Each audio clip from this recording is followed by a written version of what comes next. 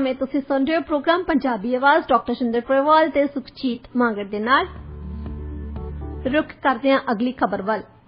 Doctor साहब यह क्यास राइयां लाइयां जा रही ने कि बैंक ऑफ कैनेडा ने आने वाले दिनों के विच ब्याज दरां दे विच होर भी वाधा कर देना। इस खबर नूं तुसीं किस तरह देखते हो? 2022 ਦੇ ਵਿੱਚ ਇੱਕ ਵਾਰ ਤਾਂ ਵੈਸੇ ਵਧਾ ਚੁੱਕੇ ਆ ਇੰਟਰਸਟ ਰੇਟ। ਉਦੋਂ ਬਿਲਕੁਲ ਮਾਮੂਲੀ ਜਿਹਾ ਵਧਾਇਆ ਸੀ 0.25 ਹਾਂਜੀ 1% ਦਾ ਚੌਥਾ ਹਿੱਸਾ।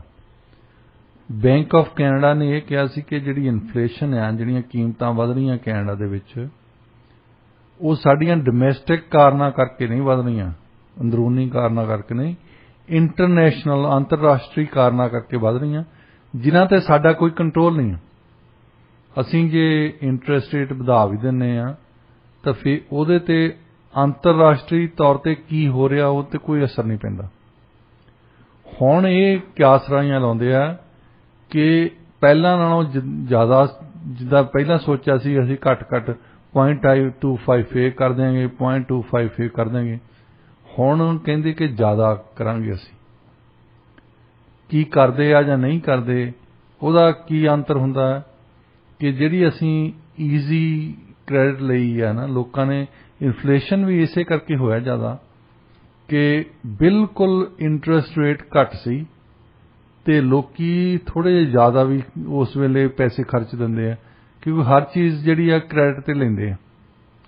ਇੱਕ ਜ਼ਮਾਨਾ ਸੀ ਜਦੋਂ 1980 ਦੇ ਵਿੱਚ ਕੋਈ 20% ਇੰਟਰਸਟ ਰੇਟ ਮਿਲਦਾ ਸੀ।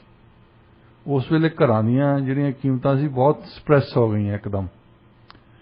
ਫਿਰ ਵੈਸਟਰਨ ਯੂਰਪ ਤੇ ਨਾਰਥ ਅਮਰੀਕਾ ਦੇ ਜਿੰਨੇ ਵੀ ਸੈਂਟਰਲ ਬੈਂਕ ਆ, ਇਹਨਾਂ ਨੇ ਇੱਕ ਪਾਲਿਸੀ ਲਾਈ ਕਿ ਕੋਈ ਗੱਲ ਨਹੀਂ, ਇਨਫਲੇਸ਼ਨ ਵਧੀ ਜਾਵੇ ਥੋੜਾ ਜਿਹਾ, ਪਰ ਫਿਰ ਵੀ ਲੋਕਾਂ ਨੂੰ ਜਿਹੜੀਆਂ ਕ੍ਰੈਡਿਟ ਦੇਣੀ ਆ ਉਹ ਬਿਲਕੁਲ ਘੱਟ ਇੰਟਰਸਟ ਤੇ ਦਿੱਤੀ ਜਾਵੇ। ਜਾਪਾਨ ਵਾਲਿਆਂ ਨੇ ਤਾਂ ਐਕਚੁਅਲੀ ਜ਼ੀਰੋ ਕਰ ਦਿੱਤਾ ਸੀ ਉੱਥੇ, ਇੱਥੇ ਵੀ ਜ਼ੀਰੋ ਰਿਹਾ ਬਹੁਤ ਚਿਰ, ਪਰ ਹੁਣ ਥੋੜਾ ਜਿਹਾ ਵਧਣਾ ਸ਼ੁਰੂ ਹੋਇਆ।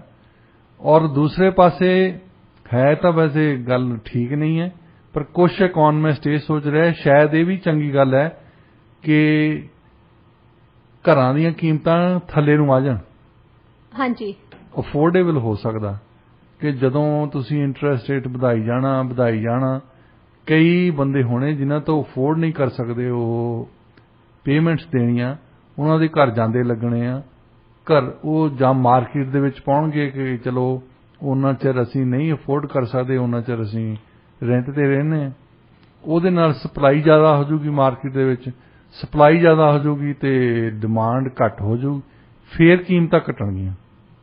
ਜਿਹੜੀ ਅੱਜ ਤਾਈਂ ਜੋ ਵੀ ਪਾਲਿਸੀਜ਼ ਪ੍ਰੋਵਿੰਸ਼ੀਅਲ ਸਰਕਾਰ ਨੇ ਜਾਂ ਫੈਡਰਲ ਸਰਕਾਰ ਨੇ ਕੀਤੀਆਂ ਹੈ, ਉਹਦੇ ਵਿੱਚ ਸਪਲਾਈ ਸਾਈਡ ਨੂੰ ਨਹੀਂ ਇਹਨਾਂ ਨੇ ਕਿਹਾ।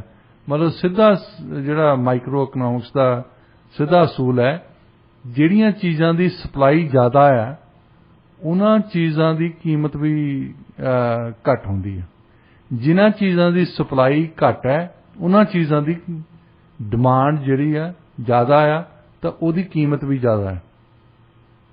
ਸਪਲਾਈ ਐਂਡ ਡਿਮਾਂਡ ਦਾ ਜਿਹੜਾ, ਔਰ ਖਾਸ ਤੌਰ ਤੇ ਕੈਨੇਡਾ ਵਰਗੇ ਮੁਲਕ ਨੂੰ ਜਿੱਥੇ ਹੋਰ ਕੁਝ ਹੋਰ ਨਹੀਂ ਹੈ, ਦਰਖਤ ਆ ਜਾਂ ਇੱਥੇ ਜ਼ਮੀਨ ਆ। ਹਾਂਜੀ, ਤੇ ਇੱਥੇ ਇਹ ਕਹਿਣਗੇ ਸਾਨੂੰ ਜ਼ਮੀਨ ਹੀ ਨਹੀਂ ਮਿਲਦੀ, ਸਾਡੇ ਤੋਂ ਲੋਟ ਹੀ ਹੈ ਨਹੀਂ। ਸਰੀ ਦੇ ਵਿੱਚ ਕਹਿਣ ਕਿ ਜੇ ਲੋਟ ਲੈਣੀ ਆ $2.5 ਮਿਲੀਅਨ ਦੀ ਤੁਹਾਨੂੰ ਲੋਟ ਹੀ ਮਿਲਣੀ ਹੈ। ਲੋੜੀ ਦੀ ਜ਼ਮੀਨ ਪਈ ਹੈ ਇਹਨਾਂ ਦੇ ਕੋਲੋਂ, ਕੋਈ ਪਾਲਿਸੀਜ਼ ਚੇਂਜ ਕਰਨ ਦੀ ਲੋੜ ਆ। 1973 ਦੇ ਵਿੱਚ ਜੇ ਇਹਨਾਂ ਨੇ ALR ਬਣਾਇਆ ਤੇ ਐਗਰੀਕਲਚਰ ਲੈਂਡ ਰਿਜ਼ਰਵ ਬਣਾਇਆ ਤਾਂ ਉਹਦੇ ਤੇ ਉਹ ਰੱਬ ਨੇ ਨਹੀਂ ਬਣਾਇਆ, ਉਹ ਪਾਲਿਸੀ ਮੇਕਰਜ਼ ਨੇ ਬਣਾਇਆ ਵਿਕਟੋਰੀਆ ਦੇ ਵਿੱਚ, ਤੇ ਅੱਜ ਚੇਂਜ ਵੀ ਕਰ ਸਕਦੇ ਜੇ ਇਹਨਾਂ ਨੂੰ ਲੋੜ ਪਵੇ ਤਾਂ। ਇਹ ਕੋਈ ਵੱਡੀ ਗੱਲ ਨਹੀਂ ਹੈ ਕਿ ਬਾਈਬਲ ਦੇ ਵਿੱਚ ਨਹੀਂ ਲਿਖ ਕੇ ਭੇਜਿਆ 1973 ਦੇ ਵਿੱਚ ਕਿ thou shall not disband ALR। ਕੋਈ ਨਹੀਂ, ਕੋਈ ਹੁਕਮ ਨਹੀਂ ਪਰਮਾਤਮਾ ਦਾ ਆਇਆ ਕਿਸੇ ਨੂੰ। ਉਸ ਵੇਲੇ ਜਿਹੜੇ ਬੰਦੇ ਬੈਠੇ ਸੀ ਵਿਕਟੋਰੀਆ ਦੇ ਵਿੱਚ ਉਹਨਾਂ ਨੇ ਪਾਲਿਸੀ ਬਣਾ ਲਈ। ਅੱਜ ਜਿਹੜੇ ਬੰਦੇ ਵਿਕਟੋਰੀਆ ਦੇ ਵਿੱਚ ਬੈਠੇ ਆ ਉਹ ਸੋਚਣ ਜ਼ਰੂਰ ਇਸ ਗੱਲ ਨੂੰ, ਉਹਨਾਂ ਦਾ ਦਿਮਾਗ ਦੇ ਵਿੱਚ ਵੀ ਆਕਸੀਜਨ ਜਾਂਦੀ ਹੋਣੀ ਆ। ਇਹ ਇੱਕ ਰੱਬ ਵੱਲੋਂ ਗੱਲ ਨਹੀਂ ਲਿਖੀ ਗਈ, ਮੁੜ ਮੈਂ ਕਹਿ ਰਿਹਾ, ਇਹ ਇੱਕ ਪਾਲਿਸੀ ਮੇਕਰਜ਼ ਨੇ ਗੱਲ ਬਣਾਈ ਆ। ਪਾਲਿਸੀ ਮੇਕਰਜ਼ ਨੂੰ ਸੋਚਣ ਵਾਲੀ ਗੱਲ ਹੈ ਕਿ ਅਸੀਂ ਅਸੀਂ ਘਰਾਂ ਨੂੰ ਇੱਥੇ ਇਸ ਤਰ੍ਹਾਂ ਕੀਮਤਾਂ ਵਧ ਰਹੀਆਂ ਜਿੱਦਾਂ ਹਾਂਗਕਾਂਗ ਆ। ਹਾਂਗਕਾਂਗ ਦੇ ਵਿੱਚ ਜ਼ਮੀਨ ਹੈ ਨਹੀਂ, ਉਹ ਤਾਂ ਦੀ ਤਾਂ ਹੀ ਜਾ ਰਹੇ ਆ। ਤੁਸੀਂ ਦੇਖਣਾ ਉੱਥੇ 110 ਮੰਜ਼ਿਲਾਂ ਬਣਾਈਆਂ, 100 ਮੰਜ਼ਿਲ ਬਣਾਈ ਹੈ, ਕਿਉਂਕਿ ਥੱਲੇ ਜ਼ਮੀਨ ਹੀ ਹੈ ਨਹੀਂ। ਸਾਡੇ ਤਾਂ ਇੱਥੇ ਜ਼ਮੀਨ ਹੀ ਜ਼ਮੀਨ ਪਈ ਆਲੇ ਦੁਆਲੇ। ਹਾਂਜੀ। ਤੇ ਇੱਥੇ ਕਹਿਣਗੇ ਤੁਹਾਨੂੰ ਲੋਟ ਨਹੀਂ ਮਿਲਣੀ, ਇਹ ਤਾਂ ਸੋਚਣ ਵਾਲੀ ਗੱਲ ਹੈ ਨਾ। ਹਾਂਜੀ ਬਿਲਕੁਲ। ਸੋ ਜਿਹੜਾ ਇੰਟਰਸਟ ਰੇਟ ਇਹਨਾਂ ਨੇ ਹੁਣ ਕਿਆਸ ਰਾਹੀਂ ਇਹ ਲਾ ਰਿਹਾ ਕਿ ਵਧਣਾ ਆ, ਸ਼ਾਇਦ ਇੰਨਾ ਜ਼ਿਆਦਾ ਵੱਧ ਜਾਵੇ ਕਿ ਹਾਊਸਿੰਗ ਪ੍ਰਾਈਸਿਸ ਜਿਹੜੀਆਂ ਲਗਾਤਾਰ ਵਧ ਰਹੀਆਂ ਉਹ ਘਟ ਜਾਣ। ਪਰ ਦੂਜਾ ਕਈ ਵਾਰੀ ਇਹ ਵੀ ਹੁੰਦਾ ਹੈ ਕਿ ਜਦੋਂ ਲੋਕਾਂ ਨੂੰ ਪਤਾ ਲੱਗ ਜਾਂਦਾ ਕਿ ਇੰਟਰਸਟ ਰੇਟ ਵਧਣਾ ਆ, ਉਦੋਂ ਪਹਿਲਾਂ ਇੱਕਦਮ ਰਸ਼ ਪੈ ਜਾਂਦਾ। ਹਾਂਜੀ। ਕਿ ਹੁਣੇ ਹੀ ਮੌਰਗੇਜ ਰੇਟ ਲਓ ਤੇ ਹੁਣੇ ਉਹਨੂੰ ਲੌਕ ਕਰੋ, ਉਸ ਵੇਲੇ ਸਗੋਂ ਜ਼ਿਆਦਾ ਵੱਧ ਜਾਂਦੀਆਂ ਪ੍ਰਾਈਸਿਸ। ਹਾਂਜੀ ਬਿਲਕੁਲ ਸਹੀ ਕਿਹਾ ਤੁਸੀਂ। ਡਾਕਟਰ ਸਾਹਿਬ ਹੁਣ ਆਪਾਂ ਗੱਲਬਾਤ ਕਰਦੇ ਸਰੀ ਵੌਲੀ ਤੋਂ ਐਨਡੀਪੀ ਐਮਐਲਏ ਬਰੂਸ ਰੌਲਸਟਨ ਦੀ। ਉਹਨਾਂ ਨੇ ਜੋ ਫਿਊਲ ਟੈਕਸ ਦੇ ਬਾਰੇ ਚ ਹੁਣ ਕਿਹਾ, ਉਹਨਾਂ ਨੂੰ ਸੁਣਨ ਤੋਂ ਬਾਅਦ ਮੇਰੇ ਦਿਮਾਗ ਦੇ ਵਿੱਚ ਨਾ ਆਉਂਦਾ ਹੈ ਵੀ ਆਪਾਂ ਕਹਾਵਤ ਸੁਣੀ ਆ ਨਾ ਕਿ ਦਾਤੀ ਨੂੰ ਤਾਂ ਇੱਕ ਪਾਸੇ ਦਿੰਦੇ ਪਰ ਦੁਨੀਆ ਨੂੰ ਦੋਨੇ ਪਾਸੇ ਹੁੰਦੇ ਆ। ਹੁਣ ਤੁਸੀਂ ਇਹ ਦੱਸੋ ਕਿ ਮਿਸਟਰ ਰੌਲਸਟਨ ਨੇ ਜਿਹੜਾ ਹੁਣ ਫਿਊਲ ਟੈਕਸ ਦੇ ਬਾਰੇ ਆਪਣਾ ਬਿਆਨ ਚੇਂਜ ਕਰਕੇ ਦੇਤਾ, ਇਹਨੂੰ ਤੁਸੀਂ ਕਿਵੇਂ ਦੇਖਦੇ ਹੋ? ਐਨਰਜੀ ਮਿਨਿਸਟਰ ਰੌਲਸਟਨ ਜਿਹੜੇ ਸਾਡੇ ਵੌਲੀ ਤੋਂ ਐਮਐਲਏ ਨੇ, ਉਹਨਾਂ ਨੂੰ ਯਾਦ ਸ਼ਾਇਦ ਭੁੱਲ ਗਿਆ ਹੋਣਾ, 2019 ਚ ਆਹੀ ਗੱਲ ਕਹੀ ਸੀ ਉਹਨਾਂ ਨੇ। ਕਹਿੰਦੇ ਕਿ ਪੈਟਰੋਲੀਅਮ ਕੰਪਨੀਜ਼ ਜਿਹੜੀਆਂ ਗੌਜਿੰਗ ਕਰ ਰਹੀਆਂ ਪ੍ਰਾਈਸ। ਅਸੀਂ ਗੌਜਿੰਗ ਦੀ ਗੱਲ ਕੀਤੀ ਹੈ ਕਿ ਦਿਨੇ ਹੋਰ ਹੁੰਦੀ, ਰਾਤ ਨੂੰ ਹੋਰ ਹੁੰਦੀ ਆ। ਅੱਜ ਹੀ ਹਾਲੇ ਕੀਮਤਾਂ ਵਧੀਆਂ, ਉਦੋਂ ਹੀ ਰਾਤ ਨੂੰ ਚੱਕ ਦਿੰਦੇ ਆ।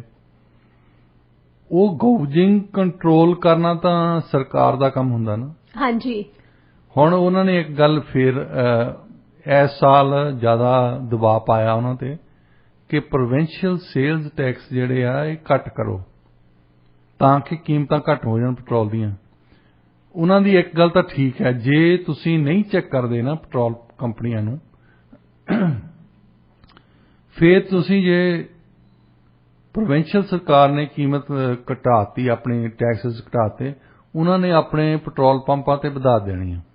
ਉਹਦਾ ਫਾਇਦਾ ਉਹ ਪੈਟਰੋਲ ਪੰਪ ਕੰਪਨੀਆਂ ਨੂੰ ਪਊਗਾ, ਜਿਹੜਾ ਕਿ ਸਾਡਾ ਟੈਕਸ ਪੇਅਰ ਦਾ ਪੈਸਾ ਆ ਉਹਨਾਂ ਦੀ ਜੇਬ ਜਾਊ, ਸਰਕਾਰ ਦੀ ਜੇਬ ਚੋਂ ਖਤਮ ਹੋ ਜਾਣਾ। ਪਰ ਜੇ ਸਰਕਾਰ ਚਤੰਨ ਹੋਵੇ, ਜੇ ਪਤਾ ਆ ਕਿਸੇ ਨੂੰ ਇੱਥੇ ਕੰਪਨੀ ਨੂੰ ਕਿ ਅਸੀਂ ਕੀਮਤ ਵਧਾਤੀ, ਅਸੀਂ ਗੌਜਿੰਗ ਕੀਤੀ, ਤਾਂ ਉਦੋਂ ਬਾਅਦ ਅਸੀਂ ਸਕੈਚਵਨ ਜੇਲ੍ਹ 'ਚ ਬੈਠੇ ਹੋਣਾ। ਲੈ ਤਾਂ ਕੋਈ ਜਿੱਦਾਂ ਕਹਿੰਦੇ ਹੁੰਦੇ ਨਾ, ਇੱਕ ਕਾਂ ਟੰਗ ਦਿਓ ਤਾਂ ਦੂਸਰੇ ਲਾਗੇ ਨਹੀਂ ਆਉਂਦੇ। ਹਾਂਜੀ। ਕਾਂ ਟੰਗਣ ਵਾਲੀ ਗੱਲ ਆ ਜੀ। ਕਾਂ ਟੰਗਣ ਦੀ ਇਹਨਾਂ ਦੇ ਵਿੱਚ ਹਿੰਮਤ ਹੈ ਨਹੀਂ, ਕਿਉਂਕਿ ਕਾਂ ਵੀ ਤਾਂ ਇਹਨਾਂ ਦੇ ਦੋਸਤ ਆ ਨਾ, ਜਿਹੜੇ ਪੈਸੇ ਦਿੰਦੇ ਆ ਜਦੋਂ ਇਲੈਕਸ਼ਨ ਲੜਨੀ ਹੁੰਦੀ ਹੈ। ਹਾਂਜੀ। ਤਾਂ ਉਹਨੂੰ ਕਰਦੇ ਕਰਦੇ ਕਈ ਵਾਰੀ ਫਿਰ ਬਿਆਨਬਾਜ਼ੀ ਇੱਕ ਵਾਰੀ ਹੋਰ ਦੇ ਜਾਂਦੇ ਆ, ਦੂਸਰੀ ਵਾਰੀ ਹੋਰ ਦੇ ਜਾਂਦੇ ਆ।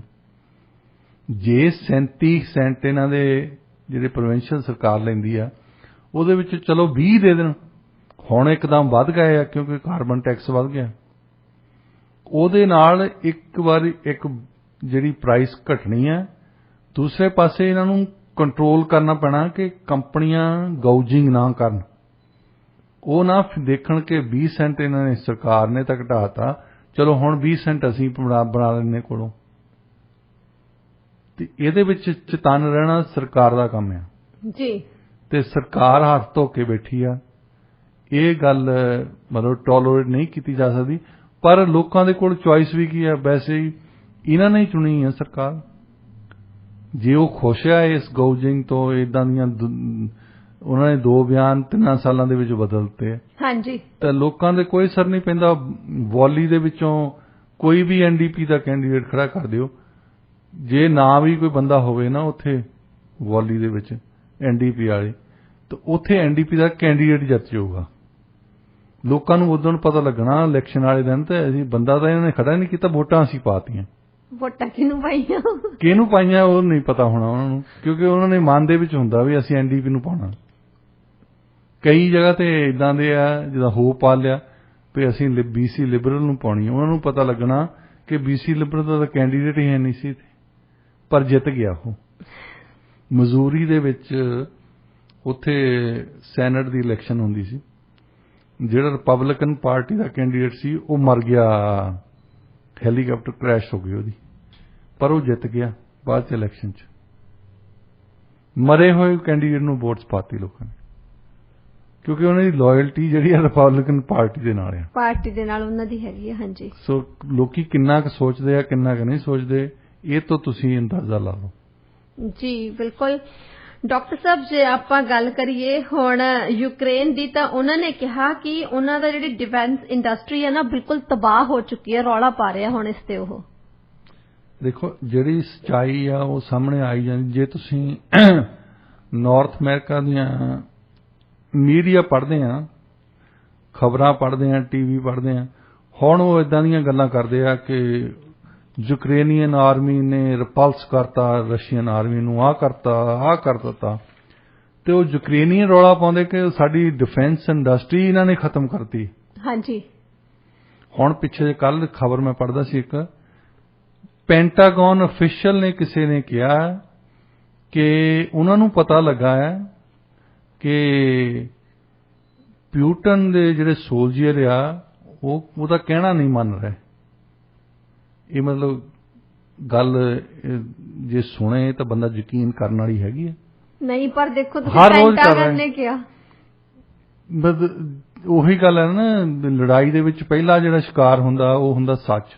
ਹਾਂਜੀ ਹਾਂਜੀ, ਤੁਸੀਂ ਦੇਖੋ ਆਰਮੀ ਦੇ ਵਿੱਚ ਕੋਈ ਬੰਦਾ ਨਾ ਕਰਦਾ, ਉਹਦੇ ਪਹਿਲਾਂ ਗੋਲੀ ਉਹਦਾ ਕਮਾਂਡਿੰਗ ਆਫੀਸਰ ਹੀ ਮਾਰਦਾ। ਕਿਸੇ ਸੋਲਜਰ ਦੀ ਕਦੇ ਨਾ ਕਰਨ ਦੀ ਹਿੰਮਤ ਨਹੀਂ ਪੈਂਦੀ। ਉਹਨੂੰ ਪਤਾ ਹੁੰਦਾ ਜੇ ਮੋਹਰੇ ਜਾਂਦੇ ਆ ਤਾਂ ਸ਼ਾਇਦ ਬਚ ਜਾਵਾਂ, ਜੇ ਪਿੱਛੇ ਮੁੜਿਆ ਤਾਂ ਇਹਨੇ ਗੋਲੀ ਮਾਰ ਦੇਣੀ ਹੈ। ਆਰਮੀ ਇਦਾਂ ਦੀ ਨਹੀਂ ਜਿਹੜੀ ਸਿਵਲ ਸਰਵਿਸ ਵਾਲੀ ਹੈ ਕਿ ਚਲੋ ਅੱਜ ਨਹੀਂ ਜਾਂਦੇ, ਅੱਜ ਕੰਮ ਤੇ ਕੋਈ ਸਾਨੂੰ ਕਿਹੜਾ ਪੁੱਛਣਾ ਹੈ। ਆਰਮੀ ਦੇ ਵਿੱਚ ਖਾਸ ਤੌਰ ਤੇ ਲੜਾਈ ਜਦੋਂ ਲੱਗੀ ਹੋਵੇ ਉਸ ਵੇਲੇ ਇੰਨਾ ਡਿਸਪਲਿਨ ਹੁੰਦਾ ਕਿ ਕਿਸੇ ਨੂੰ ਕਿਹਾ ਕਿ ਅਗਲਾ ਕਹਿੰਦਾ ਕਿ ਮੈਨੂੰ ਪਾਣੀ ਚਾਹੀਦਾ ਹੈ, ਉਹ ਕਹਿੰਦੇ ਪਾਣੀ ਤੈਨੂੰ ਮਿਲੂਗਾ ਬਾਅਦ ਦੇ ਵਿੱਚ, ਪਹਿਲਾਂ ਚੱਲ ਉੱਥੇ,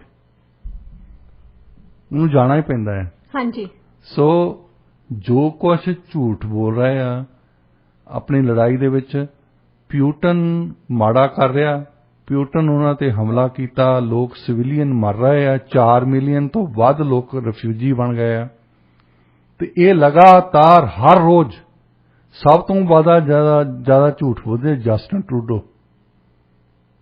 ਸਹੁੰ ਖਾਧੀ ਆ ਉਹਨਾਂ ਨੇ ਕਿ ਵੋਟਾਂ ਲੈਣੀਆਂ ਇਹਨਾਂ ਦੀਆਂ, ਤੇ ਵੋਟਾਂ ਦੇ ਵਿੱਚ ਝੂਠ ਬੋਲਣਾ ਹੀ ਬੋਲਣਾ, ਤੇ ਪਹਿਲਾ ਸ਼ਿਕਾਰ ਉਹੀ ਗੱਲ ਹੈ ਕਿ ਸੱਚਾਈ ਆ। ਮੁੜ ਮੁੜ ਕੇ ਜ਼ੈਲੈਂਸਕੀ ਜਿਹੜੇ ਯੂਕਰੇਨ ਵਾਲੇ ਕਹਿ ਰਹੇ ਆ ਕਿ ਮੇਰੀ ਪਿਊਟਨ ਦੇ ਨਾਲ ਗੱਲਬਾਤ ਕਰਾ ਦਿਓ, ਮੇਰੀ ਪਿਊਟਨ ਦੇ ਨਾਲ ਗੱਲਬਾਤ ਕਰਾ ਦਿਓ। ਨੈਗੋਸ਼ੀਏਸ਼ਨਸ ਦੇ ਵਿੱਚ ਯੂਕਰੇਨੀਅਨਸ ਕਹਿ ਰਹੇ ਕਿ ਸਾਨੂੰ ਆਸ ਆ। ਹਾਂਜੀ, ਰਸ਼ੀਆ ਵਾਲੇ ਕਹਿੰਦੇ ਨਹੀਂ, ਕੋਈ ਆਸ ਨਹੀਂ। ਉਹ ਤੇ ਕਹਿੰਦੇ ਤਣ ਪਤਣ ਲੱਗੀ ਨਹੀਂ ਗੱਲ ਕਿਤੇ, ਕਿਉਂਕਿ ਉਹਨਾਂ ਦਾ ਹੱਥ ਉੱਤੇ ਆ ਨਾ। ਹਾਂਜੀ, ਹੁਣ ਖਬਰਾਂ ਦੇਣੀਆਂ ਸਾਨੂੰ ਪਤਾ ਹੀ ਹੈ, ਲੋਕਾਂ ਨੂੰ ਪਤਾ ਹੈ ਕਿ ਜਿਹੜੇ ਮਾੜੇ ਬੰਦੇ ਆ ਉਹ ਤਾਂ ਕਹਿ ਰਹੇ ਸਾਡੀ ਡਿਫੈਂਸ ਇੰਡਸਟਰੀ ਖਤਮ ਕਰਤੀ ਆ, ਔਰ ਇਹ ਡਿਫੈਂਸ ਇੰਡਸਟਰੀ ਦੇ ਨਾਲ ਹੀ ਲੜਨਾ ਤੁਸੀਂ। ਹਾਂਜੀ, ਹੋਰ ਲੜਨਾ ਕਾਹਦੇ ਨਾਲ? ਬੇਲਣੇ ਨਾਲ ਤਾਂ ਲੜਾਈ ਹੁੰਦੀ ਨਹੀਂ ਇੱਥੇ। ਦੂਸਰੇ ਪਾਸੇ ਉਹਨਾਂ ਨੇ ਇਹ ਵੀ ਕਿਹਾ ਕਿ ਦੂਸਰੀ ਇੰਡਸਟਰੀ ਵੀ ਸਾਡੀ ਖਤਮ ਕਰਨ ਲੱਗੇ ਆ। ਸੋ ਜੇ ਕਿ ਜਸਟਿਨ ਟਰੂਡੋ ਨੇ ਜਾਂ ਜੋ ਬਾਈਡਨ ਨੇ ਗੱਲ ਕਰਨੀ ਹੋਵੇ, ਇਹਨਾਂ ਨੂੰ ਚਾਹੀਦਾ ਕਿ ਸਾਰੀਆਂ ਐਫਰਟਸ ਲਾਉਣ, ਉਹਨਾਂ ਦੋਹਾਂ ਦੇਸ਼ਾਂ ਦੀ ਲੜਾਈ ਬੰਦ ਹੋਣੀ ਚਾਹੀਦੀ ਹੈ। ਹਾਂਜੀ, ਜਿੱਦਾਂ ਟਰਕੀ ਵਾਲੇ ਹੈਲਪ ਕਰ ਰਹੇ ਆ ਕਿ ਤੁਸੀਂ ਜੇ ਨਹੀਂ ਗੱਲ ਕਰਦੇ ਇੱਕ ਦੂਜੇ ਨਾਲ, ਸਾਡੇ ਆ ਕੇ ਬੈਠ ਕੇ ਗੱਲ ਕਰ ਲਓ। ਉਹ ਤਾਂ ਹੁਣ ਦੂਜੇ ਗੇੜ ਦੀ ਗੱਲਬਾਤ ਦੀਆਂ ਵੀ ਕੋਸ਼ਿਸ਼ਾਂ ਕਰ ਰਹੇ ਆ। ਸੋ ਇਹ ਤਾਂ ਹੈਗੀ ਆ ਪ੍ਰਪੋਜ਼ਲ। ਹਾਂਜੀ, ਜੇ ਤੁਸੀਂ ਕਹਿੰਦੇ ਆ ਕਿਸੇ ਦੇ ਘਰ 'ਚ ਲੜਾਈ ਲੱਗੀ ਆ, ਤੁਸੀਂ ਬੈਠੇ ਆ ਦਾਸ ਲਾ ਕੇ ਵੀ ਕਿਸੇ ਦਿਨ ਇਹਨਾਂ ਨੇ ਬਾਹਰ ਜਾਣਾ ਤਾਂ ਇਹਨਾਂ ਨੇ ਘਰ ਤਾਂ ਵੇਚਣਾ ਹੀ ਆ, ਉਹ ਸਸਤਾ ਵੇਚਣਾ ਹੋਣਾ, ਫਿਰ ਮੈਂ ਲੈ ਲੂੰਗਾ। ਪਰ ਜੇ ਕੋਈ ਧਿਆਨਤਦਾਰ ਬੰਦਾ ਹੋਵੇ, ਉਹ ਸੋਚੂਗਾ ਇਹ ਚੰਗੇ ਬਦੇ ਰਹਿੰਦੇ ਸੀ ਇੱਥੇ, ਇਹਨਾਂ ਦੇ ਬੱਚੇ ਆ, ਇਹ ਘਰ 'ਚ ਰਹਿਣ। ਉਹ ਤਾਂ ਸਮਝੌਤਾ ਕਰਾਉਣਗੇ, ਉਹ ਕਹਿਣਗੇ ਤੁਸੀਂ ਸਾਡੇ ਆਓ ਇੱਥੇ। ਹਾਂਜੀ, ਤੇ ਜਸਟਿਨ ਟਰੂਡੋ ਹੁਣੀ ਪੀਪੀ ਤੇਲ ਦੀ ਭਰੀ ਆ, ਤੇ ਇਹ ਜਦੋਂ ਵੀ ਜਾਂਦੇ ਆ ਥੋੜੀ ਜਿਹੀ ਸੱਟ ਕੇ ਆਉਂਦੇ ਆ, ਬਲਦੀ ਤੇ ਤੇਲ ਦਾ ਕੰਮ ਕਰ ਆਉਂਦੇ ਆ ਜੀ। ਇਸ ਸਮੇਂ ਤੁਸੀਂ ਸੁਣ ਰਹੇ ਹੋ radio India KRPA 1110 AM US ਤੇ ਕੈਨੇਡਾ 'ਚ ਸਾਡੇ ਪ੍ਰੋਗਰਾਮਸ ਤੁਸੀਂ ਸੁਣ ਸਕਦੇ ਹੋ 1110 AM ਤੇ ਦੀ ਦੁਨੀਆ ਭਰ 'ਚ ਪ੍ਰੋਗਰਾਮ ਸੁਣਨ ਲਈ ਵਿਜ਼ਿਟ ਕਰੋ ਸਾਡੀ ਵੈਬਸਾਈਟ radioindia.ca। ਸਟੂਡੀਓ ਦਾ ਨੰਬਰ ਹੈ 6045929191 604 592 9191। ਜੇਕਰ ਤੁਸੀਂ ਕਵਰੇਜ ਏਰੀਆ ਤੇ ਥੋੜਾ ਜਿਹਾ ਇੱਧਰ ਉੱਧਰ ਹੋ ਗਏ ਹੋ ਤਾਂ ਤੁਸੀਂ ਸਾਡੇ ਪ੍ਰੋਗਰਾਮਸ ਆਪਣੇ ਫੋਨ ਦੀਆਂ ਐਪਸ ਤੇ ਵੀ ਸੁਣ ਸਕਦੇ ਹੋ, ਚਾਹੇ ਤੁਸੀਂ ਯੂਜ਼ ਕਰਦੇ ਹੋ ਐਂਡਰੋਇਡ ਜਾਂ ਫਿਰ ਕਰਦੇ ਹੋ ਆਈਫੋਨ। ਸਾਡੇ ਆਪਣੇ ਫੋਨ ਦੇ ਪਲੇ ਸਟੋਰ ਤੇ ਜਾ ਕੇ ਤੁਸੀਂ ਟਾਈਪ ਕਰਨਾ ਹੈ ਰੇਡੀਓ ਇੰਡੀਆ, ਤਾਂ ਤੁਸੀਂ ਸਾਡੀ ਐਪਸ ਨੂੰ ਡਾਊਨਲੋਡ ਕਰੋ। ਅਸੀਂ ਚਾਹੁੰਦੇ ਨਹੀਂ ਵੀ ਸਾਡਾ ਤੇ ਤੁਹਾਡਾ ਜਿਹੜਾ ਕਨੈਕਸ਼ਨ ਹੈਗਾ ਵੀ ਥੋੜਾ ਜਿਹਾ ਵੀ ਟੁੱਟੇ। ਇਹ ਡਾਕਟਰ ਸਾਹਿਬ, ਹੁਣ ਆਪਾਂ ਰੁੱਖ ਕਰਦੇ ਹਾਂ ਅਗਲੀ ਖਬਰ ਵੱਲ। ਕਿੰਨੇ ਦਿਨਾਂ ਤੋਂ ਆਪਾਂ ਇਮਰਾਨ ਖਾਨ ਉਹਨਾਂ ਦਾ ਹੁਣੀ ਸੁਰਖੀਆਂ 'ਚ ਬਣੇ ਹੋਇਆ ਬੇਭਰੋਸਗੀ ਮਤੇ ਨੂੰ ਲੈ ਕੇ, ਹੁਣ ਜਿਵੇਂ ਕਿਹਾ ਜਾ ਰਿਹਾ ਵੀ ਉਹਨਾਂ ਦੀ ਜਾਨ ਨੂੰ ਖਤਰਾ, ਉਹਨਾਂ ਨੂੰ ਹੁਣ ਸੁਰੱਖਿਆ ਵੀ ਜਿਹੜੀ ਹੈਗੀ ਆ ਹੋਰ ਪ੍ਰਦਾਨ ਕੀਤੀ ਗਈ ਆ। ਇਹ ਜਿਹੜਾ ਸਾਰਾ ਘਟਨਾਕ੍ਰਮ ਹੋ ਰਿਹਾ ਪਿਛਲੇ ਦਿਨਾਂ ਤੋਂ ਸ਼ੁਰੂ ਹੋ ਕੇ ਹੁਣ ਤੱਕ, ਇਸ ਚੀਜ਼ ਨੂੰ ਤੁਸੀਂ ਕਿਸ ਤਰ੍ਹਾਂ ਦੇਖਦੇ ਹੋ? ਦੇਖੋ, ਇਹ ਮੇਰਾ ਖਿਆਲ ਜੇ ਦੇਖਣੀ ਚਾਹੀਦੀ ਗੱਲ ਤਾਂ ਭਗਵੰਤ ਮਾਨ ਨੂੰ ਜ਼ਰੂਰ ਦੇਖਣਾ ਚਾਹੀਦਾ। ਇਸ ਵੇਲੇ ਅਸੀਂ ਆਹ ਕਰ ਦੇਵਾਂਗੇ, ਆਹ ਕਰ ਦੇਵਾਂਗੇ, ਆਹ ਕਰ ਦੇਵਾਂਗੇ। ਹੁਣ ਬਿਲਕੁਲ ਝੂਠੀ ਖਬਰ ਜਿਹੜੀ ਆ, ਚੰਡੀਗੜ੍ਹ 'ਚ ਕੁਝ ਨਹੀਂ ਹੋਇਆ। ਉਹਨਾਂ ਨੇ ਸਹੂਲਤਾਂ ਦਿੱਤੀਆਂ ਜਿਹੜੀਆਂ ਸੈਂਟਰਲ ਗਵਰਨਮੈਂਟ ਦੇ EMPLOYEES ਨੂੰ ਆ, ਕੁਝ ਨਹੀਂ। ਉਹ ਚੰਡੀਗੜ੍ਹ ਇੱਥੋਂ ਚੱਕ ਕੇ ਨਹੀਂ ਕਿਤੇ ਲੈ ਗਏ ਤੇ ਨਾ ਹੀ ਉਹਦੇ ਵਿੱਚ ਕੋਈ ਸੰਵਿਧਾਨਕ ਤਬਦੀਲੀ ਹੋਈ ਆ। ਇਮਰਾਨ ਖਾਨ ਨੇ ਵੀ ਅੱਜ ਤੋਂ 4 ਸਾਲ ਪਹਿਲਾਂ ਨਾ ਏਦਾਂ ਲੱਗਦਾ ਸੀ ਵੀ ਸਵੀਡਨ ਤੋਂ ਲੋਕਾਂ ਨੇ ਮੁੜ ਕੇ ਆਇਆ ਕਰਨਾ ਤਾਂ ਉਹਨਾਂ ਨੇ ਕਹਿਣਾ ਕਿ ਪਾਕਿਸਤਾਨ ਚੱਲੀਏ ਸੀ। ਹਾਂਜੀ, ਏਦਾਂ ਕਰਦੇ ਸੀ ਕਿ ਅਸੀਂ ਤਾਂ ਆਹ ਕਰ ਦੇਣਾ, ਅਸੀਂ ਉਹ ਕਰ ਦੇਣਾ। ਹੋਇਆ ਕੱਖ ਨਹੀਂ। ਹੁਣ ਵਿਰੋਧੀ ਪਾਰਟੀਆਂ ਇਕੱਠੀਆਂ ਹੋ ਗਈਆਂ। ਵੈਸੇ ਤਾਂ ਪੀਪਲਜ਼ ਪਾਰਟੀ ਵਾਲੇ ਤਾਂ ਮੁਸਲਿਮ ਲੀਗ, ਨਵਾਜ਼ ਸ਼ਰੀਫ ਵਾਲੇ ਇੱਕ ਦੂਜੇ ਦੇ ਖਿਲਾਫ ਹੈ, ਪਰ ਇਹਨਾਂ ਦੇ ਖਿਲਾਫ ਹੋ ਗਏ PTI ਦੇ। ਦੁਸ਼ਮਣ ਦਾ ਦੁਸ਼ਮਣ ਮੇਰਾ ਦੋਸਤ। ਹਾਂਜੀ। ਤੇ ਇਮਰਾਨ ਖਾਨ ਨੇ ਮੇਰਾ ਖਿਆਲ ਨਹੀਂ ਕੋਈ ਪਤਾ ਛੱਡਿਆ ਹੋਣਾ। ਧਮਕੀਆਂ ਦਿੱਤੀਆਂ, ਫਿਰ ਧਮਕੀਆਂ ਤੋਂ ਵਾਪਸ ਆ ਗਏ ਕਿ ਚਲੋ ਜੇ ਤੁਸੀਂ ਵਿਕ ਵੀ ਗਏ ਆ ਫਿਰ ਵੀ ਸਾਡੇ ਹੱਕ 'ਚ ਵੋਟ ਪਾਉਂਗੇ, ਅਸੀਂ ਮਾਫ ਕਰ ਦਿਆਂਗੇ। ਹੁਣ ਉਹਨਾਂ ਨੂੰ ਲੱਗਾ ਕਿ ਬਿਲਕੁਲ ਹੀ ਉਹਨਾਂ ਨੇ ਮੁੜ ਕੇ ਨਹੀਂ ਆਉਣਾ। ਜਿਹੜੀਆਂ ਐਲਾਈਜ਼ ਚੱਲ ਗਈਆਂ, ਜਿਹੜੇ ਉਹਨਾਂ ਦੇ MPs ਚੱਲ ਗਏ। ਫਿਰ ਉਹਨਾਂ ਨੇ ਅਖੀਰਲਾ ਜਿਹੜਾ ਪਤਾ ਹੋਣਾ ਕਿ ਜਾਨ ਨੂੰ ਧਮਕੀ ਨੂੰ, ਇਹਦੇ ਬਾਰੇ ਤੁਹਾਨੂੰ ਕੋਈ ਨਹੀਂ ਪਤਾ ਕਿ ਕਿਹਨੇ ਧਮਕੀ ਦਿੱਤੀ ਆ, ਕੀ ਦਿੱਤੀ ਆ। ਇਹਦਾ ਕੋਈ ਸਬੂਤ ਨਹੀਂ ਹੁੰਦਾ। ਇੰਟੈਲੀਜੈਂਸ ਅਥਾਰਟੀਜ਼ ਨੂੰ ਕੋਈ ਕਦੇ ਇੰਟਰਵਿਊ ਨਹੀਂ ਕੋਈ ਕਰਦਾ ਤੇ ਨਾ ਹੀ ਉਹਨਾਂ ਨੇ ਬੋਲਣਾ ਹੁੰਦਾ। ਤੁਸੀਂ ਐਵੇਂ ਹੀ ਕਹਿ ਦੇਣਾ, ਖਬਰ ਹੀ ਦੇਣੀ ਹੈ ਕਿ ਮੈਨੂੰ ਇੰਟੈਲੀਜੈਂਸ ਏਜੰਸੀ ਨੇ ਕਹਿਤਾ ਕਿ ਤੇਰੀ ਜਾਨ ਨੂੰ ਖਤਰਾ ਹੈ। ਵੀ ਲੋਕਾਂ ਦੀ ਸਿੰਪਥੀ ਮੇਰੇ ਨਾਲ, ਲੋਕਾਂ ਦੀ ਹਮਦਰਦੀ ਮੇਰੇ ਨਾਲ ਹੋਵੇ। ਮਤਲਬ ਤੁਹਾਡੇ ਕਹਿਣ ਦਾ ਇਹ ਹੈ ਕਿ ਸਾਰਾ ਡਰਾਮਾ ਹੀ ਆ, ਪੂਰਾ ਡਰਾਮਾ। ਸਾਡੇ ਤਾਂ ਨੌਟੰਕੀਬਾਜ਼ ਵੈਸੇ ਚੀਫ ਮਿਨਿਸਟਰ ਆ, ਉਹਨਾਂ ਦੇ ਨੌਟੰਕੀਬਾਜ਼ ਜਿਹੜਾ ਕ੍ਰਿਕਟ ਖੇਲਦਾ ਰਿਹਾ, ਇਹਨੂੰ ਪੂਰਾ ਡਰਾਮਾ ਸ਼ਾਇਦ ਨਹੀਂ ਖੇਲਣਾ ਆਉਂਦਾ। ਹੁਣ ਪਿੱਛੇ ਜਾਏ ਉਹਨਾਂ ਨੇ ਕਹਿਤਾ ਸੀ ਕਿ ਮੇਰੀ ਜੇਬ ਦੇ ਵਿੱਚ ਇੱਕ ਲੈਟਰ ਆ। ਹਾਂਜੀ ਹਾਂਜੀ। ਕੱਲ ਉਹਨਾਂ ਨੇ ਜਿਹੜੀ ਪ੍ਰੈਸ ਕਾਨਫਰੰਸ ਕੀਤੀ ਹੈ ਉਹਦੇ ਵਿੱਚ ਉਹਨਾਂ ਨੇ ਦੂਰੋਂ ਦਿਖਾ ਲਿਆ ਉਹਨਾਂ ਦੇ ਲੈਟਰ। ਜਿਹੜੇ ਜਰਨਲਿਸਟ ਨੂੰ ਉਹਨਾਂ ਨੂੰ ਸੱਦਿਆ ਸੀ ਥੋੜ੍ਹਿਆਂ ਜਿਹਾ ਨੂੰ, ਉਹਨਾਂ ਨੂੰ ਕਿਹਾ ਕਿ ਲੈਟਰ ਮੈਂ ਦਿਖਾਊਂਗਾ। ਸਭ ਤੋਂ ਪਹਿਲੀ ਗੱਲ, ਅੱਜ 21ਵੀਂ ਸਦੀ ਦੇ ਵਿੱਚ ਕੋਈ ਵੀ ਅਫੀਸ਼ੀਅਲ, ਖਾਸ ਤੌਰ ਤੇ ਇੰਟੈਲੀਜੈਂਸ ਅਫੀਸ਼ੀਅਲ ਜਿਹੜੇ, ਕਦੇ ਲੈਟਰ ਨਹੀਂ ਲਿਖਦੇ ਜੀ। ਹੋ ਸਕਦਾ ਸਾਹਿਬਾਨ ਲਿਖਦੀ ਹੋਵੇ ਚਿੱਠੀਆਂ ਮਿਰਜ਼ੇ ਨੂੰ, ਪਰ ਸਾਹਿਬਾਨ ਇੰਟੈਲੀਜੈਂਸ ਏਜੰਸੀ ਲਈ ਕੰਮ ਨਹੀਂ ਸੀ ਕਰਦੀ। ਹਾਂਜੀ। ਹੁਣ ਕਦੇ ਕਿਸੇ ਨੇ ਜਿਹਨੇ ਮਾੜਾ ਜਿਹਾ ਵੀ ਸਰਕਾਰ 'ਚ ਕੰਮ ਕੀਤਾ ਹੋਵੇ ਉਹਨੂੰ ਪਤਾ ਹੁੰਦਾ ਕਿ ਲਿਖਣਾ, ਲਿਖ ਕੇ ਦੇ ਗਏ। ਜੇ ਈਮੇਲ ਵੀ ਕਰਦੇ ਆ ਉਹਨਾਂ ਨੂੰ 100 ਵਾਰ ਸਮਝਾਇਆ ਜਾਂਦਾ, ਜਿਹੜੇ ਥੱਲੇ ਸਬਆਰਡੀਨੇਟ ਅਫੀਸ਼ੀਅਲਸ ਹੁੰਦੇ ਆ, ਕਿ ਇਹਦੇ ਵਿੱਚ ਤੁਸੀਂ ਪਹਿਲਾਂ ਜਿਹੜੇ ਸ਼ਬਦ ਵਰਤਣੇ ਆ ਉਹ ਸਮਝ ਸੋਚ ਕੇ ਰੱਖਿਓ, ਕਿਉਂਕਿ ਇੱਕ ਵਾਰੀ ਲਿਖ ਚੁੱਕੇ ਆ ਜਿਹੜੀ ਗੱਲ ਨਾ, ਉਹ ਤੋਂ ਬੈਕ ਡਾਊਨ ਨਹੀਂ ਜਾ ਸਕਦੇ ਤੁਸੀਂ ਜੀ। ਤੇ ਜਿਹੜੀਆਂ ਇੰਪੋਰਟੈਂਟ ਗੱਲਾਂ ਹੁੰਦੀਆਂ ਜਿੱਦਾਂ ਇੰਟੈਲੀਜੈਂਸ ਅਫੀਸ਼ੀਅਲਸ ਨੇ ਕਰਨੀਆਂ, ਉਹ ਕਦੇ ਤੁਸੀਂ ਲੈਟਰ ਨਹੀਂ ਲਿਖਦੇ। ਅੱਛਾ, ਦੂਸਰੀ ਗੱਲ, ਇਹਨਾਂ ਨੇ ਪੰਗਾ ਪਾ ਲਿਆ ਆਪਣੇ ਲਈ, ਕਿਉਂਕਿ ਕ੍ਰਿਕਟ ਤਾਂ ਕ੍ਰਿਕਟ ਹੀ ਆ, ਇਹ ਲਾਅ ਤਾਂ ਹੈ ਹੀ ਨਹੀਂ। ਜਿਹੜਾ ਬੰਦਾ ਜਦੋਂ ਸਹੁੰ ਚੱਕਦੇ ਆ ਤੁਸੀਂ ਕੋਈ ਵੀ ਐਗਜ਼ੈਕਟਿਵ ਪੋਜੀਸ਼ਨ ਲਈ, ਚਾਹੇ ਪ੍ਰਾਈਮ ਮਿਨਿਸਟਰ ਆ, ਮੈਂਬਰ ਆਫ ਪਾਰਲੀਮੈਂਟ ਆ, ਤੁਸੀਂ ਮਿਨਿਸਟਰ ਆ, ਤੁਸੀਂ ਜੱਜਸ ਆ, ਉਹਨਾਂ ਨੂੰ 2 ਸਹੁੰਆਂ ਚੱਕਣੀਆਂ ਪੈਂਦੀਆਂ। ਪਹਿਲੀ ਸਹੁੰ ਹੁੰਦੀ ਆ ਸੀਕ੍ਰੇਸੀ, ਕਿ ਤੁਸੀਂ ਇੱਕ ਅਫੀਸ਼ੀਅਲ ਆ, ਤੁਹਾਡੇ ਤੋਂ 100 ਕਿਸਮ ਦੀ ਇਨਫੋਰਮੇਸ਼ਨ ਆਉਂਦੀ ਹੈ। ਕਈਆਂ ਲੋਕਾਂ ਦੀ ਪਰਸਨਲ ਇਨਫੋਰਮੇਸ਼ਨ ਆਉਂਦੀ ਹੈ ਤੁਹਾਡੇ ਕੋਲ, ਜਿਹੜੀ ਤੁਸੀਂ ਦੇਖਦੇ ਆ। ਹੁਣ ਜੇ ਉਹ ਇਨਫੋਰਮੇਸ਼ਨ ਦੇਖ ਕੇ ਤੁਸੀਂ ਲੋਕਾਂ ਨਾਲ ਇਕੱਠੇ ਹੋ ਕੇ 20 ਬੰਦੇ ਹਾ ਸ਼ਾਮ ਨੂੰ ਕਰੋ, ਇਹਦੀ ਆਹ ਗੱਲ ਹੈ, ਇਹਦੀ ਆਹ ਗੱਲ ਹੈ, ਤੇ ਫਿਰ ਤੁਹਾਡੀ ਉਹ ਸਹੁੰ ਚੱਕੀ ਜਾਂਦੀ ਲੱਗੀ। ਤੁਸੀਂ ਸਹੁੰ ਖਾਧੀ ਹੈ, ਤੁਹਾਨੂੰ ਉਹ ਸੀਕ੍ਰੇਸੀ ਰੱਖਣੀ ਪੈਣੀ ਹੈ। ਸਹੁੰ ਪੁਰਾਣੇ ਜ਼ਮਾਨਿਆਂ ਤੋਂ ਰਖਾਈ ਜਾਂਦੀ ਸੀ, ਜਦੋਂ ਲੋਕਾਂ ਦਾ ਧਰਮ ਦੇ ਵਿੱਚ ਵਿਸ਼ਵਾਸ ਜ਼ਿਆਦਾ ਸੀ। ਬਾਈਬਲ ਨੂੰ ਹੱਥ 'ਚ ਫੜੋ, ਤੁਸੀਂ ਕੁਰਾਨ ਨੂੰ ਹੱਥ 'ਚ ਫੜੋ, ਗੀਤਾ ਨੂੰ ਹੱਥ 'ਚ ਫੜੋ, ਗ੍ਰੰਥ ਸਾਹਿਬ ਤੇ ਹੱਥ ਰੱਖੋ ਕਿ ਮੈਂ ਇਸ ਗੱਲ ਤੇ ਪੱਕਾ ਹਾਂ। ਦੂਸਰੀ ਸਹੁੰ ਚੁਕਾਈ ਜਾਂਦੀ ਹੈ ਤੁਹਾਨੂੰ ਆਫਿਸ ਦੀ, ਕਿ ਆਫਿਸ ਦੇ ਵਿੱਚ ਮੈਂ ਬੈਠ ਕੇ ਆਪਣੀ ਯੋਗਤਾ ਦੇ ਹਿਸਾਬ ਨਾਲ ਉਹ ਕੰਮ ਕਰੂੰਗਾ ਜੋ ਮੇਰੇ ਜ਼ਿੰਮੇਵਾਰੀ ਲਾਈ ਗਈ ਹੈ। ਇਹ ਦੋ ਸਹੁੰ ਚੱਕਣੇ।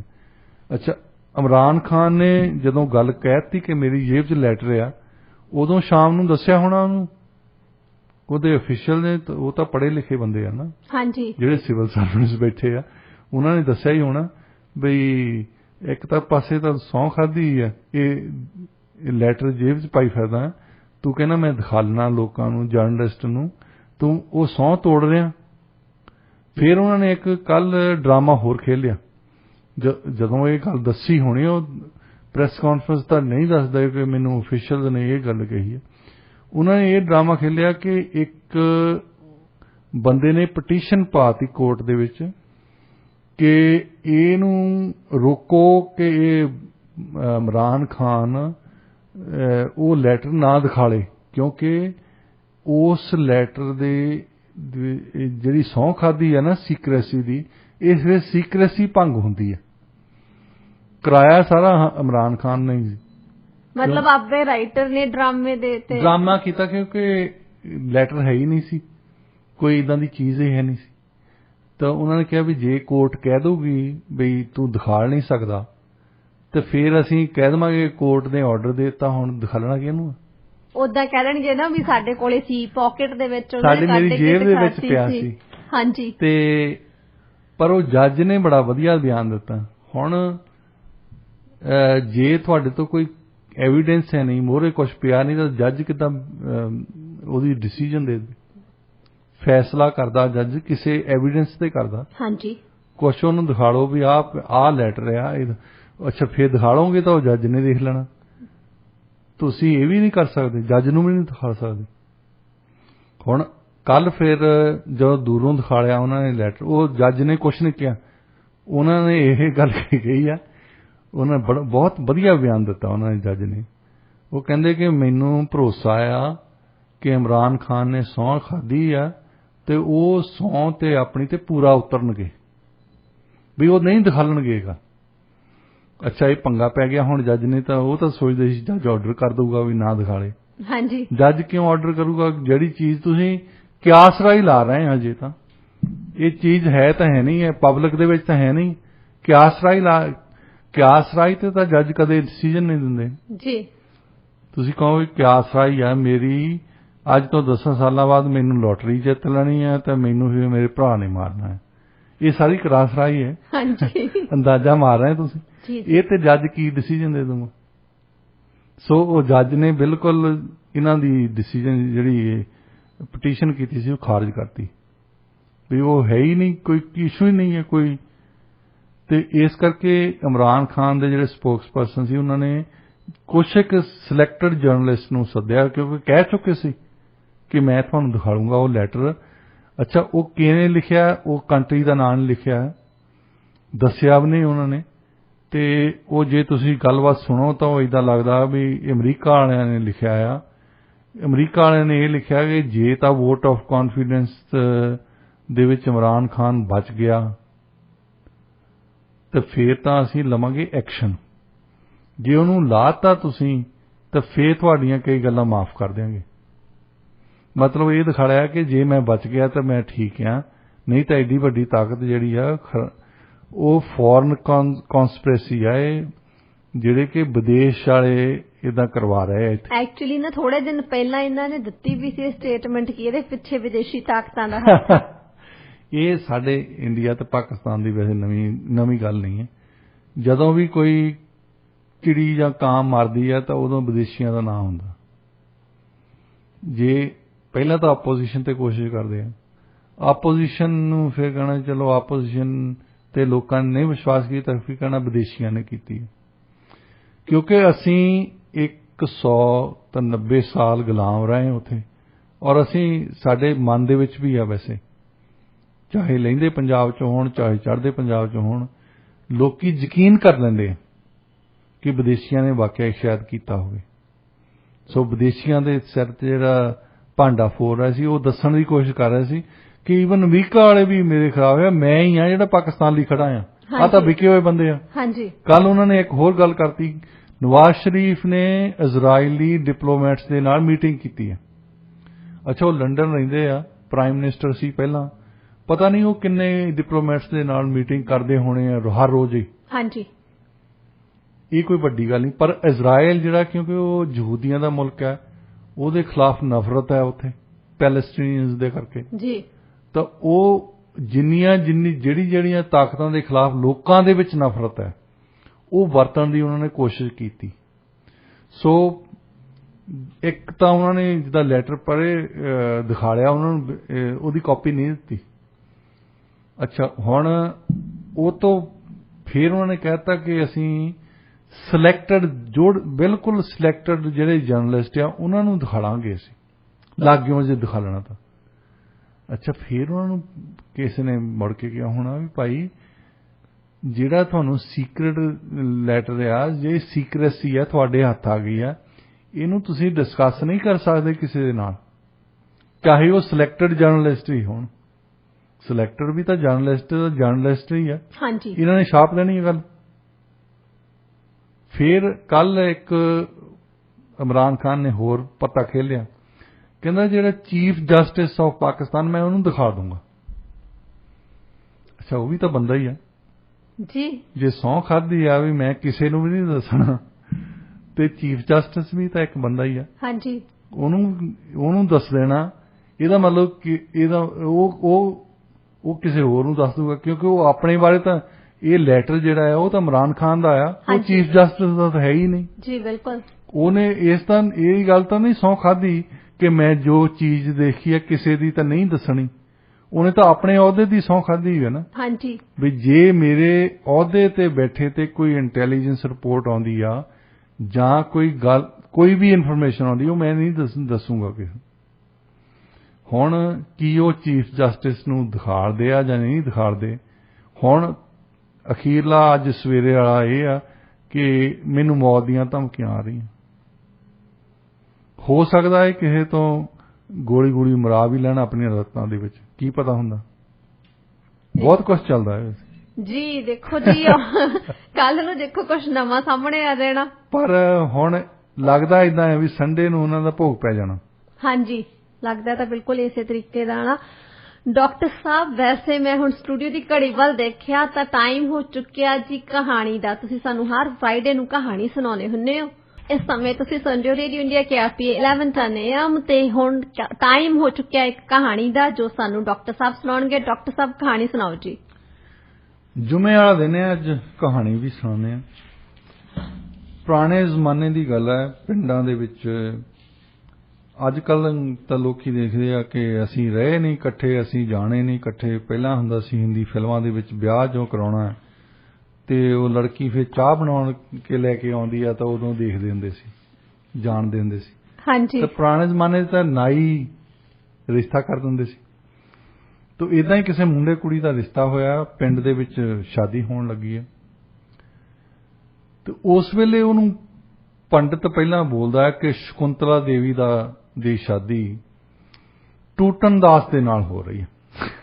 ਸ਼ਕੁੰਤਲਾ ਦੇਵੀ ਤੇ ਟੂਟਨ ਦਾਸ ਦੇ ਵਿਆਹ ਦੀ ਗੱਲ ਆ।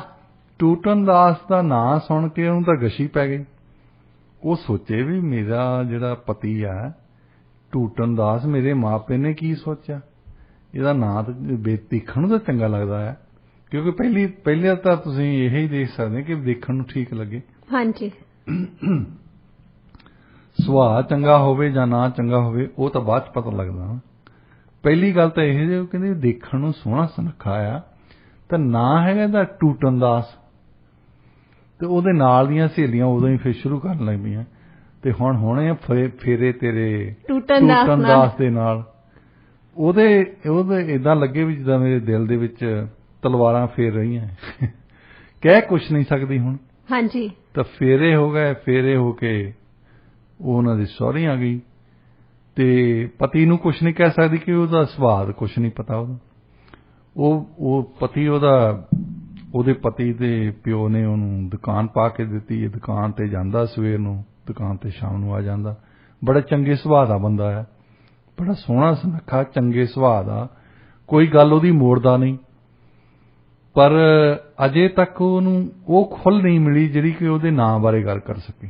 ਮਤਲਬ ਕਿ ਉਹਦੇ ਅੰਦਰ ਕੁਟੰਜੀ ਹੈਗੀ ਹੈ ਵੀ ਟੂਟਨ ਦਾਸ ਨਾਂ ਰੱਖਿਆ ਕਰ ਤੇ ਰੱਖਿਆ ਕਿਹਨੇ ਆ। ਪੁੱਛੇ ਤਾਂ ਕਿਹਨੂੰ ਪੁੱਛੇ, ਉਹ ਸੱਸ ਸਹੁਰੇ ਨਾਲ ਗੱਲ ਨਹੀਂ ਕਰਦੀ, ਫਿਰ ਟੂਟਨ ਦਾਸ ਦੇ ਨਾਲ ਨਹੀਂ ਗੱਲ ਕਰ ਸਕਦੀ ਅਜੇ ਕਿਉਂਕਿ ਸੁਭਾਅ ਦਾ ਕੋਈ ਪਤਾ ਨਹੀਂ। ਹਜੇ ਤਾਈਂ ਤਾਂ ਠੀਕ ਆ ਉਹ। ਫਿਰ ਕੁਛ ਕੁ ਮਹੀਨੇ ਬੀਤ ਗਏ ਤੇ ਉਹਨੇ ਸੋਚਿਆ ਕਿ ਡਿਪਲੋਮੈਸੀ ਦੀ ਗੱਲ ਕੀਤੀ ਜਾਵੇ ਥੋੜ੍ਹੀ ਜਿਹੀ, ਵੀ ਜੇ ਸਿੱਧਾ ਹੀ ਪੁੱਛਣ ਲੱਗ ਪਈ ਨਾਂ ਹੈ ਬਦਲਾ ਤਾਂ ਫਿਰ ਨਾਂ ਬਦਲੂਗਾ ਸ਼ਾਇਦ। ਉਹ ਕਹਿਣ ਲੱਗ ਪਈ ਦੇਖੋ ਆਪਣੇ ਸਮਾਜ ਦੇ ਵਿੱਚ ਅਸੀਂ ਜੰਮਦੇ ਹਾਂ, ਮਾਂ ਬਾਪ ਸਾਡਾ ਛੋਟਿਆਂ ਹੁੰਦਾ ਨਾਂ ਰੱਖ ਦਿੰਦੇ ਆ। ਜਿਹੜਾ ਬੁੱਧਵਾਰ ਨੂੰ ਜੰਮਿਆ ਉਹਦਾ ਨਾਂ ਬੁੱਧ ਰਾਮ, ਵੀਰਵਾਰ ਨੂੰ ਜੰਮਿਆ ਵੀਰੂ, ਸ਼ੁੱਕਰਵਾਰ ਵਾਲੇ ਦਾ ਨਾਂ ਹੋਰ, ਭਾਦੋਂ ਨੂੰ ਜੰਮਿਆ ਸਾਵਣ ਸੋਂ। ਜਦੋਂ ਬੰਦੇ ਵੱਡੇ ਹੋ ਜਾਂਦੇ ਆ ਬੱਚੇ, ਉਹਨਾਂ ਦਾ ਸੁਭਾਅ ਬਦਲ ਜਾਂਦਾ, ਉਹਨਾਂ ਦੀ ਪਰਸਨੈਲਿਟੀ ਬਦਲ ਜਾਂਦੀ ਹੈ। ਉਹ ਹੋਰ ਹੁੰਦੇ, ਉਹਨਾਂ ਨੂੰ ਨਾਂ ਰੱਖਣ ਦਾ ਕੋਈ ਨਾ ਕੋਈ ਤਾਂ ਹੱਕ ਹੋਣਾ ਚਾਹੀਦਾ। ਜਿੱਦਾਂ ਹੁਣ ਕਈਆਂ ਜਗ੍ਹਾ ਤੇ ਰਿਵਾਜ ਹੈ ਕਿ ਵਿਆਹ ਤੋਂ ਬਾਅਦ ਨਾਂ ਬਦਲ ਲੈਂਦੇ ਤੇ ਉਹ ਗੱਲਾਂ ਸੁਣਦਾ ਰਿਹਾ। ਉਹਨੂੰ ਪਤਾ ਤਾਂ ਲੱਗਦਾ ਸੀ ਵੀ ਇਨਡਾਇਰੈਕਟਲੀ ਇਹ ਗੱਲ ਤਾਂ ਮੇਰੇ ਤੇ ਆ ਰਹੀ ਹੈ, ਪਰ ਉਹ ਕੁਛ ਨਹੀਂ ਕਵੇ। ਫਿਰ ਉਹਨੇ ਸੋਚਿਆ ਕਿ ਇਹ ਤੇ ਡਿਪਲੋਮੇਸੀ ਕੰਮ ਨਹੀਂ ਕਰਨੀ ਵੀ ਐਕਚੁਅਲੀ ਬੰਦੇ ਦਾ ਦਿਮਾਗ ਜਿਹੜਾ ਆ ਉਹ ਢਿੱਡ ਤੋਂ ਸ਼ੁਰੂ ਹੁੰਦਾ। ਜੇ ਢਿੱਡ ਰੱਜਾ ਹੋਵੇ ਫਿਰ ਉਹ ਠੀਕ ਸ਼ਾਂਤੀ ਨਾਲ ਸੋਚਦਾ। ਫਿਰ ਉਹਨੇ ਸੋਚਿਆ ਹੋਣਾ ਵੀ ਸਵਾਦਿਸ਼ਟ ਜੇ ਖਾਣਾ ਬਣਾ ਕੇ ਖਵਾਇਆ ਜਾਵੇ ਤੇ ਭੇਤ ਕਢਵਾਇਆ ਜਾਵੇ ਕਿ ਟੂਟਨ ਦਾਸ ਦਾ ਰਾਜ ਕੀ ਆ। ਟੂਟਨ ਦਾਸ ਲਈ ਹਲਵਾ ਬਣਨ ਲੱਗ ਪਿਆ, ਚੰਗੇ ਛੋਲੇ ਭਟੂਰੇ ਬਣਨ ਲੱਗ ਪਏ। ਉਹਨੇ ਰੋਟੀ ਖਾਣ ਆਉਣਾ ਦੁਕਾਨ ਤੋਂ ਮੁੜ ਕੇ ਤਾਂ ਵਾਹਵਾ ਖੀਰਾਂ ਪਈਆਂ ਹੋਣੀਆਂ, ਆਹ ਪਿਆ ਹੋਣਾ ਉਹ ਪਿਆ ਹੋਣਾ। ਤੇ ਫਿਰ ਉਹਨੇ ਕਰਦੀ ਨੇ ਫਿਰ ਅਖੀਰਲੇ ਪੁੱਛੇ ਹੀ ਲਿਆ ਉਹਨੂੰ, ਕਹਿੰਦੀ ਤੁਸੀਂ ਆਪਣਾ ਨਾਂ ਜੇ ਬਦਲੋ, ਜਿੱਦਾਂ ਤੁਸੀਂ ਅਸ਼ੋਕ ਕੁਮਾਰ ਲੱਗਦੇ ਆ, ਅਸ਼ੋਕਾ ਮਹਾਨ ਸੀ ਨਾ ਉੱਦਾਂ ਦੇ ਤੁਸੀਂ, ਪਰਸਨੈਲਿਟੀ ਤੁਹਾਡੀ ਜਿਹੜੀ ਆ ਉਹ ਬੜੀ ਵਧੀਆ ਆ। ਅਸ਼ੋਕ ਕੁਮਾਰ ਹੋਵੇ, ਕਿਸ਼ੋਰ ਕੁਮਾਰ ਹੋਵੇ, ਰਾਜ ਕੁਮਾਰ ਹੋਵੇ, ਏਦਾਂ ਦਾ ਨਾਂ ਤੁਹਾਨੂੰ ਜੱਚਦਾ ਹੈ। ਵੈਸੇ ਇੱਥੇ ਵੀ ਉਹਨੇ ਡਿਪਲੋਮੈਸੀ ਵਰਤੀ ਨਾ, ਇੱਥੇ ਵੀ ਉਹਨੇ ਡਿਪਲੋਮੈਸੀ ਵਰਤੀ ਕਿ ਚੰਗਾ ਲੱਗਦਾ ਉਹ। ਤੇ ਉਹ ਕਹਿੰਦਾ ਵੀ ਦੇਖ ਜਿਹੜਾ ਮੇਰਾ ਨਾਂ ਰੱਖਿਆ ਹੈ ਨਾ, ਇਹ ਰੱਖਿਆ ਮੇਰੇ ਮਾਂ-ਬਾਪ ਨੇ, ਉਹਨਾਂ ਦੀ ਕੋਈ ਆਸਾਂ ਹੋਣੀਆਂ, ਉਹਨਾਂ ਨੇ ਪਤਾ ਨਹੀਂ ਕਿਉਂ ਰੱਖਿਆ ਹੋਣਾ। ਕਈ ਵਾਰੀ ਤਾਂ ਸਾਡੇ ਤਾਂ ਨਾਮਕਰਨ ਤਾਂ ਇਦਾਂ ਰੱਖਿਆ ਹੁੰਦਾ, ਅਕਸਰ ਕਢਾਉਂਦੇ ਹੁੰਦੇ ਸੀ ਵੀ ਗੀਤਾ ਚੋਂ ਕਿਹਦਾ ਨਿਕਲਿਆ, ਗ੍ਰੰਥ ਸਾਹਿਬ ਚੋਂ ਕਿਹਦਾ ਨਿਕਲਿਆ ਹੈ, ਉਹਦਾ ਨਾਂ ਰੱਖ ਦਿੰਦੇ ਹੁੰਦੇ ਸੀ। ਤੇ ਉਹ ਕਹਿੰਦਾ ਮੇਰੀ ਜਿਹੜੀ ਸ਼ਖਸੀਅਤ ਆ ਉਹ ਟੂਟਨ ਦਾਸ ਦੇ ਤੌਰ ਤੇ ਹੀ ਬਣੀ ਹੈ। ਲੋਕੀ ਮੈਨੂੰ ਜਾਣਦੇ ਆ, ਮੇਰੇ ਮਾਂ-ਬਾਪ ਜਾਣਦੇ ਆ, ਮੇਰੇ ਰਿਸ਼ਤੇਦਾਰ ਜਾਣਦੇ ਆ, ਮੇਰੇ ਦੋਸਤ ਜਾਣਦੇ ਆ। ਉਹਨੇ ਦੇਖਿਆ ਵੀ ਇਹ ਬੰਦਾ ਮੰਨਦਾ ਨਹੀਂ। ਫਿਰ ਉਹ ਉਲਟਾ ਹੋ ਗਈ। ਫਿਰ ਉਹਨੇ ਜਦੋਂ ਵੀ ਆਉਣਾ ਤਾਂ ਸੁੱਕੀ ਰੋਟੀ ਦੇ ਨਾਲ ਗੰਢਾ ਰੱਖ ਦੇਣਾ। ਦੇਖੋ ਉਹਨੇ ਸਾਰੇ ਤਰੀਕੇ ਵਰਤੇ ਹੈ ਨਾ, ਪਹਿਲਾਂ ਡਿਪਲੋਮੈਟਿਕ ਤਰੀਕਾ ਵਰਤਿਆ, ਫਿਰ ਉਹਨੇ ਸਵਾਦਿਸ਼ਟ ਖਾਣੇ ਬਣਾ ਕੇ ਦਿੱਤੇ, ਉਹ ਤੋਂ ਬਾਅਦ ਉਹਨੇ ਕੰਪੈਰੀਜ਼ਨ ਕੀਤਾ ਅਸ਼ੋਕਾ ਦੇ ਨਾਲ ਹੈ ਨਾ। ਜਦੋਂ ਸਾਰਾ ਕੁਝ ਪਿਆ ਫਿਰ ਉਹਨੇ ਸੋਚਿਆ ਹੋਣਾ ਕਿ ਅਖੀਰ ਚ ਆਹੀ ਹਥਿਆਰ ਆ। ਅਖੀਰ ਚ ਆ ਕੇ ਉਹਨੇ ਦੇਖਿਆ ਭਾਂਡਾ ਫੋੜਨਾ ਹੀ ਪੈਣਾ ਤੇ ਇਹਨੂੰ ਪਨਿਸ਼ ਕਰਦੇ। ਇਹ ਉਹ ਬੰਦਾ ਚੰਗਾ ਸੀ, ਬੰਦੇ ਦਾ ਸੁਭਾਅ ਚੰਗਾ ਸੀ, ਉਹਨੇ ਆਉਣਾ ਸੁੱਕੀ ਰੋਟੀ ਗੰਢੇ ਨਾਲ ਖਾ ਕੇ ਚੱਲ ਜਾਣਾ। ਚਲੋ ਚਾਰ ਨਾਲ ਤਾਂ ਮਿਲਦੀ ਆ। ਉਹਨੂੰ ਵੀ ਪਤਾ ਸੀ ਵੀ ਸਾਰਾ ਕੁਝ ਕਾਤੇ ਹੋ ਰਿਹਾ, ਉਹਨੂੰ ਪਤਾ ਸੀ ਵੀ ਨਾਂ ਨਹੀਂ ਮੈਂ ਬਦਲਣਾ। ਉਹ ਕਹਿੰਦਾ ਵੀ ਨਾਂ ਬਦਲਣ ਦੀ ਕੋਈ ਮੇਰੀ ਇਰਾਦਾ ਨਹੀਂ ਆ ਮੇਰਾ, ਇਸ ਕਰਕੇ ਮੈਨੂੰ ਸੁੱਕੀਆਂ ਖਾਣੀਆਂ ਬਿਹਤਰ ਹੈ। ਅੱਛਾ, ਉਹ ਜਦੋਂ ਅੱਕ ਹੀ ਗਈ ਬਿਲਕੁਲ, ਉਹ ਦੇਖਿਆ ਵੀ ਇਹ ਸੁੱਕੀਆਂ ਵੀ ਖਾਈ ਜਾਂਦਾ, ਇਹ ਤੇ ਕੋਈ ਅਸਰ ਹੀ ਨਹੀਂ। ਫਿਰ ਉਹਨੇ ਸੋਚਿਆ ਵੀ ਮੈਂ ਹੁਣ ਪੇਕੇ ਜਾਨੀ। ਅਖੀਰਲਾ ਹਥਿਆਰ ਸਾਡੇ ਕਹਿੰਦੇ ਨੇ ਪੇਕੇ ਚੱਲ ਜਾਣਾ, ਪੇਕੇ ਮੁੜ ਕੇ ਨਹੀਂ ਆਉਣਾ। ਇਹ ਇੱਕ ਹਥਿਆਰ ਆ ਜੀ ਜੀ। ਤੇ ਉਹ ਹਥਿਆਰ ਉਹਨੇ ਵਰਤਿਆ। ਉਹਨੇ ਆਪਣੀ ਸੱਸ ਨੂੰ ਕਹਿੰਦੀ ਵੀ ਮੈਂ ਅੱਜ ਸਵੇਰ ਨੂੰ ਜਾਣਾ ਮਾਂ ਬਾਪ ਨੂੰ ਮਿਲਣ। ਉਹ ਕਹਿੰਦੀ ਜਾ, ਮਾਂ ਯਾਦ ਆਉਂਦੀ ਆ, ਬਾਪ ਯਾਦ ਆਉਂਦਾ ਆ, ਤੇ ਧੀਏ ਜਾ, ਕੋਈ ਗੱਲ ਨਹੀਂ। ਸਾਨੂੰ ਚੰਗਾ ਪਰਿਵਾਰ ਸੀ। ਉਹਨੇ ਆਪਣੇ 2-4 ਕੱਪੜੇ ਪਾਏ। ਉਹਨੇ ਕਿਹਾ ਵੀ ਜੇ ਜ਼ਿਆਦਾ ਪਾਉਂਗੀ ਤਾਂ ਇਹਨਾਂ ਨੂੰ ਸ਼ੱਕ ਹੋ ਜਾਣਾ। ਉੱਥੇ ਵੀ ਡਿਪਲੋਮੇਸੀ ਉੱਥੇ ਵੀ ਡਿਪਲੋਮੇਸੀ। ਉਹਨੇ 2-4 ਕੱਪੜੇ ਝੋਲੇ 'ਚ ਪਾਏ ਤਾਂ ਤੁਰ ਪਈ ਘਰੋਂ। ਉਹਨਾਂ ਦਿਨਾਂ ਵੀ ਤੁਰ ਕੇ ਹੀ ਜਾਂਦੇ ਹੁੰਦੇ ਸੀ। ਤੁਰੀ ਜਾਂਦੀ ਨੂੰ ਭੁੱਖ ਲੱਗ ਗਈ। ਇੱਕ ਜਗ੍ਹਾ ਤੇ ਇੱਕ ਪਿੰਡ ਦੇ ਵਿੱਚ ਝੋਰੀ ਦਾਣੇ ਪਾਉਂਦੀ ਹੈ। ਉਹਨੇ ਕਿਹਾ ਵੀ ਚਲੋ ਦਾਣੇ ਬਣਾ ਕੇ, ਉਦੋਂ ਮੈਕਡੋਨਲਡ ਤਾਂ ਹੁੰਦੇ ਨਹੀਂ ਸੀ, ਚਲੋ ਹੈਪੀ ਮੀਲ ਲੈ ਲੈਣੀ। ਸੋ ਉਹਨੇ ਜਾ ਕੇ ਕਹਿੰਦੀ ਮਾਈ ਮੈਨੂੰ ਥੋੜੇ ਜਿਹੇ ਦਾਣੇ ਮੁਰਮੁਰੇ ਭੁੰਨ ਕੇ ਦੇ। ਉਹਨੇ ਮੁਰਮੁਰੇ ਭੁੰਨ ਦਿੱਤੇ, ਉਹਨੂੰ ਟਕਾ ਦਿੱਤਾ। ਤੇ ਫਿਰ ਉਹਨੇ ਸੋਚਿਆ ਕਿ ਮਾਈ ਨੂੰ ਨਾਂ ਤਾਂ ਪੁੱਛ ਲਵਾਂ, ਇਹਦਾ ਨਾਂ ਕੀ ਹੈ। ਕਹਿੰਦੀ ਮਾਤਾ ਜੀ ਤੁਹਾਡਾ ਨਾਂ ਕੀ ਹੈ। ਉਹ ਕਹਿੰਦੀ ਲక్ష్ਮੀ। ਕਹਿੰਦੀ ਹੈ ਨਾਂ ਲక్ష్ਮੀ ਤੇ ਭੁੰਨਦੀ ਦਾਣੇ।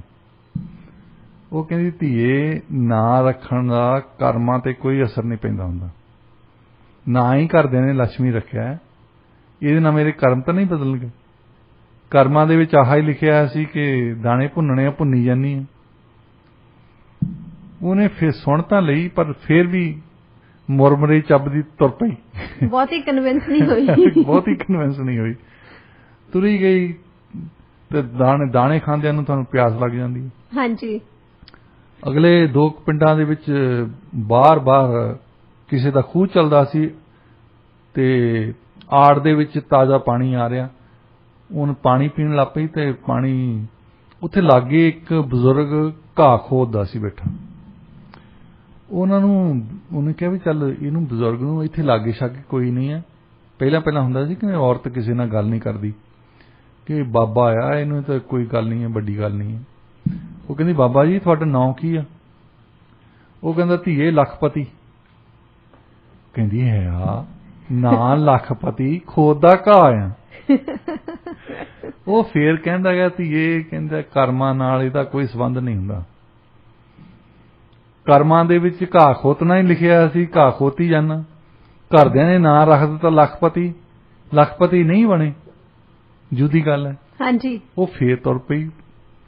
ਥੋੜੀ ਜਿਹੀ ਕਨਵਿੰਸ ਤਾਂ ਹੋਈ, ਪਰ ਫਿਰ ਵੀ ਮਨ ਦੇ ਵਿੱਚ ਕੜਤਣ ਭਰੀ ਸੀ ਟੂਟਨ ਦਾਸ ਲਈ, ਕਿਉਂਕਿ ਉਹਨੂੰ ਟੂਟਨ ਨਾਂ ਬਿਲਕੁਲ ਪਸੰਦ ਨਹੀਂ ਸੀ। ਉਹ ਅੱਗੇ ਆਈ ਤੇ ਬਿਲਕੁਲ ਆਪਣੇ ਪਿੰਡ ਦੇ ਲਾਗੇ ਜਿਹੇ ਆ ਗਈ। ਤੇ ਉਦੋਂ ਇੱਕ ਦਿਨ ਪਿੰਡ ਪਹਿਲਾਂ ਕੋਈ ਅਰਥੀ ਜਾ ਰਹੀ ਹੈ ਅੰਤਮ ਸੰਸਕਾਰ ਕਰਨ ਲਈ, ਤੇ ਮਕਾਨ ਪਿੱਛੇ ਆ ਰਹੀ ਹੈ ਉਹਦੇ। ਤੇ ਉਹ ਪਿੱਛੇ ਜਿਹੜੀਆਂ ਬਿਲਕੁਲ ਪਿੱਛੇ ਜੇ ਔਰਤਾਂ ਹੁੰਦੀਆਂ ਜਿਹੜੀਆਂ ਗੱਪਾਂ ਮਾਰਦੀਆਂ ਹੁੰਦੀਆਂ, ਕਿਤੇ ਕਿਤੇ ਐ ਵੀ ਕਰ ਦਿੰਦੀਆਂ। ਫਿਰ ਉਹਨਾਂ ਨੂੰ ਪੁੱਛਦੀ ਹੈ, ਕਹਿੰਦੀ ਭੈਣੇ ਵੀ ਕਿ ਮਰਨ ਵਾਲੇ ਦਾ ਨਾਂ ਕੀ ਆ। ਉਹਨੂੰ ਤਾਂ ਨਾਂ ਦੇ ਨਾਲ ਹੀ ਉਹਦੇ ਦਿਮਾਗ 'ਚ ਹੀ ਸਟਕ ਹੋਈ ਹੈ ਗੱਲ ਨਾਂ ਦੀ। ਸਿਰਫ ਤੇ ਸਿਰਫ ਉਹਨੂੰ ਨਾਂ ਹੀ ਗੱਲ ਪਤਾ। ਉਹਨੂੰ ਦੇਖੋ ਕੋਈ ਫਰਕ ਨਹੀਂ ਹੈਗਾ। ਉਹਨੇ ਇਹ ਨਹੀਂ ਪੁੱਛਿਆ ਵੀ ਜਵਾਨ ਮਰਿਆ ਜਾਂ ਬੁੱਢਾ ਮਰਿਆ। ਹਾਂਜੀ ਹਾਂਜੀ। ਉਹਨੂੰ ਤਾਂ ਨਾਂ ਦਾ ਸੀ ਜੀ। ਉਹ ਕਹਿੰਦੀਆਂ ਜਿਉਣਾ। ਕਹਿੰਦੀ ਹੈ ਨਾ ਜਿਉਣਾ ਮਰ ਕਿੱਦਾਂ ਗਿਆ। ਉਹ ਵੀ ਫੇਰ ਇਹੀ ਦੱਸਾਂ ਵੀ ਜਿਉਣਾ ਨਾਂ ਰੱਖਣ ਦਾ ਮਤਲਬ ਇਹ ਨਹੀਂ ਹੁੰਦਾ ਕਿ ਇਹਨੇ ਸਦਾ ਹੀ ਜਿਉਣਾ ਹੈ। ਜਿਉਣਾ ਤਾਂ ਨਾ ਹੀ ਸੀ, ਮੌਤ ਤਾਂ ਸਭ ਨੂੰ ਆਉਣੀ ਹੈ। ਹਾਂਜੀ। ਕਰਮਾਂ ਦੇ ਵਿੱਚ ਚੇਂਜ ਤਾਂ ਨਹੀਂ ਆਉਂਦੀ, ਕੋਈ ਫਰਕ ਨਹੀਂ ਪੈਂਦਾ। ਫਿਰ ਤੁਹਾਨੂੰ ਪਤਾ ਵੀ ਜਿਹੜਾ ਬੰਦਾ ਮੌਤ, ਇਹ ਬੜੀ ਗੰਭੀਰ ਇਸ਼ੂ ਆ। ਉਹਦੇ ਮਨ ਤੇ ਕਾਫੀ ਅਸਰ ਪਿਆ। ਕਹਿੰਦੀ ਮੈਂ ਨਾਂ ਦਾ ਕਰਕੇ ਚੰਗੇ ਭਲੇ ਬੰਦੇ ਨੂੰ, ਸੋਹਣਾ ਬੰਦਾ ਆ, ਚੰਗੇ ਸੁਭਾਅ ਵਾਲਾ ਬੰਦਾ, ਉਹਨੂੰ ਛੱਡਿਆ ਹੀ ਹੈ, ਸਭ ਕੁਝ ਛੱਡਿਆ ਹੀ ਹੈ। ਲੋਕੀ ਇਹੀ ਚਾਹੁੰਦੇ ਹੁੰਦੇ ਵੀ ਸੁਭਾਅ ਚੰਗਾ ਹੋਵੇ, ਮੇਰੇ ਨਾਲ ਵਤੀਰਾ ਉਹਦਾ ਚੰਗਾ ਹੋਵੇ, ਦੇਖਣ ਚਾਖਣ ਨੂੰ ਸੋਹਣਾ ਆ। ਤੇ ਨਾਂ ਨੂੰ ਚਲੋ ਨਾਂ ਨਹੀਂ ਚੰਗਾ ਤਾਂ ਕੋਈ ਗੱਲ ਨਹੀਂ। ਫਿਰ ਉਹ ਤੁਰ ਪਈ। ਉਹਨੇ ਡਿਸਾਈਡ ਕਰ ਲਿਆ, ਫੈਸਲਾ ਕਰ ਲਿਆ ਇਹਦਾ ਕਿ ਵਾਪਸ ਚਲ ਜਾਣਾ। ਪਰ ਹੁਣ ਮੈਂ ਲਾਗੇ ਆਈ ਹਾਂ, ਇਸ ਕਰਕੇ ਪਿੰਡ ਜ਼ਰੂਰ ਜਾਣਾ। ਉਹ ਗਈ ਆਪਣੇ ਘਰ ਬੈਠੀ। ਉਸ ਵੇਲੇ ਉਹਦੀਆਂ ਸਹੇਲੀਆਂ ਆਉਣ ਲੱਗ ਪਈਆਂ, ਲੈ ਟੂਟਨ ਦਾਸ ਦੀ ਵਹੁਟੀ ਆ ਗਈ, ਟੂਟਨ ਦਾਸ ਦੀ ਵਹੁਟੀ ਆ ਗਈ। ਉਹ ਟੂਟਨ ਦਾਸ ਦੀ ਵਹੁਟੀ ਤੇ ਉਹਨੂੰ ਉਹ ਦੇਖਣ ਵੀ ਇਹਨੇ ਇਤਕੀ ਇਤਰਾਜ਼ ਨਹੀਂ ਕੀਤਾ, ਨਹੀਂ ਤਾਂ ਇਹ ਖਿੱਚ ਜਾਂਦੀ ਹੁੰਦੀ ਹੈ। ਉਹ ਬੜੀ ਭਰੋਸੇ ਦੇ ਨਾਲ ਬੈਠੀ। ਉਹਨੇ ਪਾਣੀ ਦਾ ਗਲਾਸ ਪੀਤਾ, ਚਾਹ ਪੀਤੀ ਤੇ ਫਿਰ ਉਹ ਖੜ ਗਈ, ਸਾਰੀਆਂ ਨੂੰ ਸਹੇਲੀਆਂ ਨੂੰ ਕਹਿੰਦੀ ਤੁਸੀਂ ਇੱਕ ਗੱਲ ਸੁਣੋ, ਕਹਿੰਦੀ ਮੇਰੀ, ਮੈਂ ਦੇਖੀ ਲక్ష్ਮੀ ਦਾਣੇ ਭੁੰਨਦੀ, ਲੱਖਪਤੀ ਖੋਤੇ ਘਾਸ, ਕਹਿੰਦੀ ਜਿਉਣੇ ਹੁਣੀ ਚੱਲ ਵਸੇ, ਮੇਰਾ ਜੀਵੇ ਟੂਟਨ ਦਾਸ। ਵਾਹ। ਉਹਨੇ ਫੈਸਲਾ ਕਰ ਲਿਆ ਕਿ ਟੂਟਨ ਦਾਸ ਜਿਹੜਾ ਆ ਠੀਕ ਹੀ ਆ, ਕੋਈ ਨਾਂ ਦੇ ਵਿੱਚ ਇੱਧਰ ਉੱਧਰ ਦੀ ਗੱਲ ਨਹੀਂ ਹੁੰਦੀ, ਕੋਈ ਹੈਰੀ ਟੈਰੀ ਜੈਰੀ ਬਣਨ ਦੀ ਲੋੜ ਨਹੀਂ। ਹਾਂਜੀ, ਜਿਹੜਾ ਪੇਰੈਂਟਸ ਨੇ ਨਾਂ ਰੱਖ ਦਿੱਤਾ ਤਾਂ ਉਹਦਾ ਸਤਿਕਾਰ ਕਰੋ। ਹਾਂਜੀ, ਬਿਲਕੁਲ ਬਿਲਕੁਲ ਸਹੀ ਕਿਹਾ ਤੁਸੀਂ। ਵੈਸੇ ਨਾ ਕਈ ਲੋਕਾਂ ਨੂੰ ਆਦਤ ਹੁੰਦੀ ਆ, ਪਤਾ ਨਹੀਂ ਵੀ ਉਹ ਆਪਣਾ ਨਾਂ ਕਿਉਂ ਚੇਂਜ ਕਰ ਲੈਂਦੇ। ਮਾਂ ਪਿਓ ਨੇ ਇੱਕ ਨਾਂ ਰੱਖਿਆ, ਕੁਛ ਰੀਝਾਂ ਦੇ ਨਾਲ ਰੱਖਿਆ ਹੋਣਾ, ਪਿਆਰ ਦੇ ਨਾਲ ਰੱਖਿਆ ਹੋਣਾ, ਹੈ ਨਾ, ਤੇ ਕਈ ਲੋਕ ਕੀ ਕਰਦੇ ਆ, ਆਪਣੇ ਨਾਂ ਨੂੰ ਚੇਂਜ ਕਰ ਲੈਂਦੇ, ਉਹਨੂੰ ਪਸੰਦ ਨਹੀਂ ਆਉਂਦਾ, ਉਹਦੇ ਅੰਦਰ ਪਤਾ ਨਹੀਂ ਕੀ ਕੰਪਲੈਕਸ ਹੁੰਦਾ ਜਾਂ ਵੈਸੇ ਹੀ ਕੋਈ ਫੈਸ਼ਨ ਸਮਝ ਲੈਂਦੇ ਆ, ਹਨਾ, ਇਨਫੀਰੀਅਰਿਟੀ ਕੰਪਲੈਕਸ। ਜੀ ਜੀ ਹਾਂਜੀ ਬਿਲਕੁਲ। ਤੇ ਇਹ ਅੱਜ ਕੱਲ ਤਾਂ ਵੈਸੇ ਆਮ ਹੀ ਹੈਗਾ। ਤੇ ਡਾਕਟਰ ਸਾਹਿਬ ਕਹਾਣੀ ਤਾਂ ਤੁਸੀਂ ਸੁਣਾਤੀ, ਪਰ ਹੁਣ ਅੱਜ ਦੇ ਵਿਚਾਰ ਦਾ ਟਾਈਮ ਹੋ ਗਿਆ, ਹੁਣ ਉਹ ਵੀ ਸਾਨੂੰ ਦੱਸ ਦਿਓ। ਅੱਜ ਦਾ ਵਿਚਾਰ ਸਾਡੀ ਪੰਜਾਬੀ ਦੀ ਇੱਕ ਕਹਾਵਤ ਹੈ, ਜੱਬਲ ਪੁੱਤ ਨਾ ਜੰਮੀਏ ਧੀ ਨਹੀਂ ਚੰਗੀ। ਬਿਲਕੁਲ ਇਸੇ ਨੋਟ ਤੇ ਅਸੀਂ ਅੱਜ ਦੇ ਪ੍ਰੋਗਰਾਮ ਦੀ ਇੱਥੇ ਹੀ ਸਮਾਪਤੀ ਕਰਦੇ ਹਾਂ। ਆਪ ਸਭ ਦੇ ਨਾਲ ਸਾਡੀ ਮੁਲਾਕਾਤ ਹੋਏਗੀ ਜੀ ਮੰਡੇ ਨੂੰ ਪ੍ਰੋਗਰਾਮ ਪੰਜਾਬੀ ਆਵਾਜ਼ ਦੇ ਵਿੱਚ। ਪ੍ਰੋਗਰਾਮ ਤੁਹਾਨੂੰ ਕਿਹੋ ਜਿਹਾ ਲੱਗਿਆ, ਆਪਣੀ ਫੀਡਬੈਕ ਸਾਨੂੰ ਜ਼ਰੂਰ ਦੇਣਾ। ਸਾਡੇ ਸਟੂਡੀਓ ਦਾ ਨੰਬਰ ਹੈ 6045929191 6045929191। ਤੁਸੀਂ ਸਾਨੂੰ ਈਮੇਲ ਲਿਖ ਸਕਦੇ ਹੋ info@radioindia.ca ਤੇ ਸਾਡੇ ਸੋਸ਼ਲ ਮੀਡੀਆ ਹੈਂਡਲਸ ਤੇ ਵੀ ਤੁਸੀਂ ਸਾਨੂੰ ਮੈਸੇਜ ਕਰ ਸਕਦੇ ਹੋ। ਫੇਸਬੁੱਕ ਪੇਜ ਹੈ ਜੀ ਰੇਡੀਓ ਇੰਡੀਆ 1110 ਦੇ ਨਾਂ ਤੇ, ਟਵਿੱਟਰ ਹੈ @radioindia1110 ਤੇ ਇੰਸਟਾਗ੍ਰਾਮ ਹੈ radio India 1110। Have a great day.